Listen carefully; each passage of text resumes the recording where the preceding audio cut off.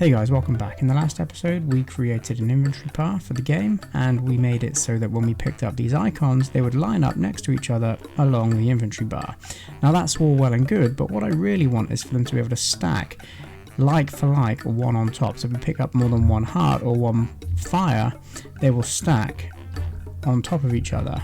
And then if we use a heart, it will reduce from the amount that we have, and if we use them all, it will go to 0. Same with the shield. It'll go to 0, and then if we pick up more hearts, they'll go back into the inventory bar and start stacking.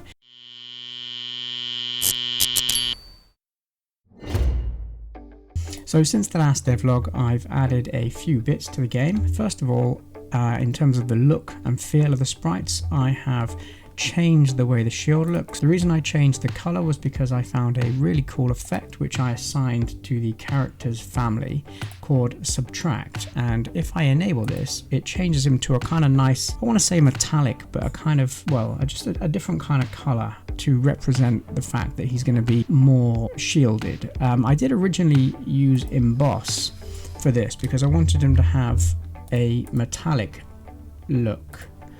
But I didn't really like the way emboss looked. If I take subtract off, even if I drop emboss to 50%, it doesn't really, because of the fact that the pixels are so small, it doesn't really do justice to the fact well, what I wanted. So I decided against that and just decided to use subtract instead. And because it changes him a kind of reddy, browny, darker color, I changed the shield to represent that. And what I did is create a couple of little sprites here, a shield bar background and a shield bar, and I've given them the pin behavior.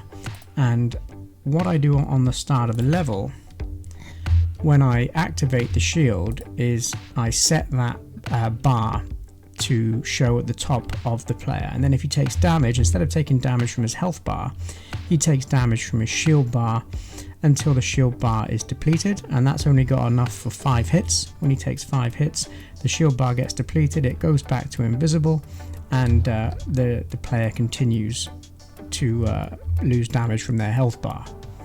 And then if we click on the heart, we can replenish 1 health.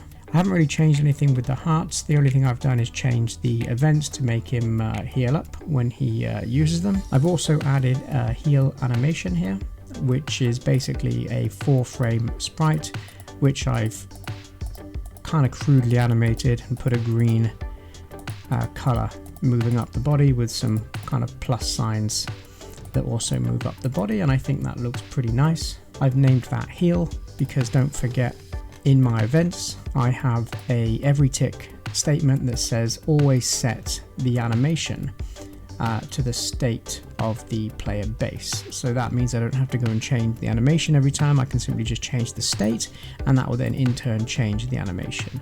And I'm probably going to need to change night to characters because all the characters are going to sit within that character's family at some point.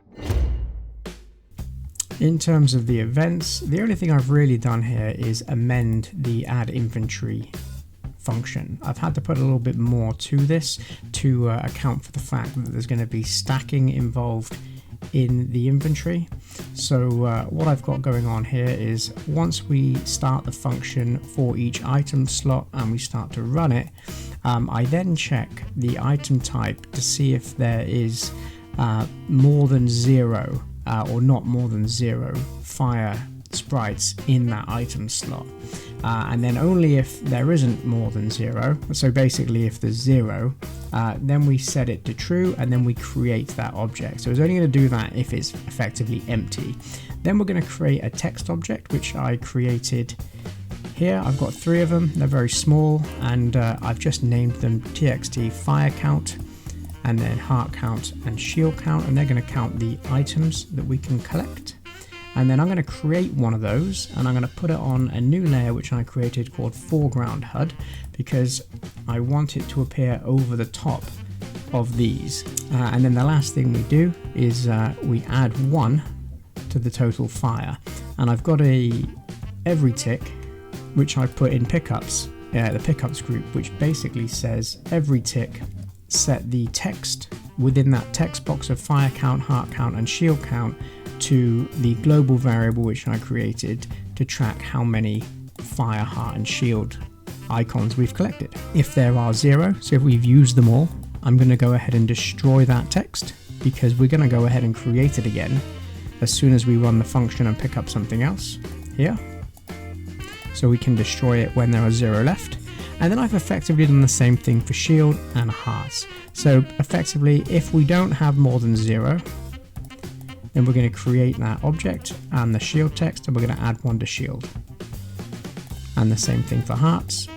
We're going to add that heart pickup, and we're going to add the text, and we're going to add 1 to hearts, and then that every tick is going to track how many we have in total. And these text boxes are going to display it. If you're interested to see how the event sheets are working, then go ahead and check out my Patreon. Every time I upload a video, I will upload the event sheet, the updated event sheet, to my Patreon, so you can download it and you can see what I've done and you can modify and play around with it. And speaking of Patreons, I would like to give a extra special thank you and a shout out to my supporters: Foozle CC, Retro Galaxy, Olivia Bernier, Amari Lewis, Enmark Games, Just Matt, Tor Hammock, Alex Anderson, Rob, Martin K, Julian Cruz, Raul San Gonzalo, 8-Bit Gamer, Davey Wagnerok, and John Allegrezzo. If you want to find out what's on offer on the Patreon, there's a link in the description.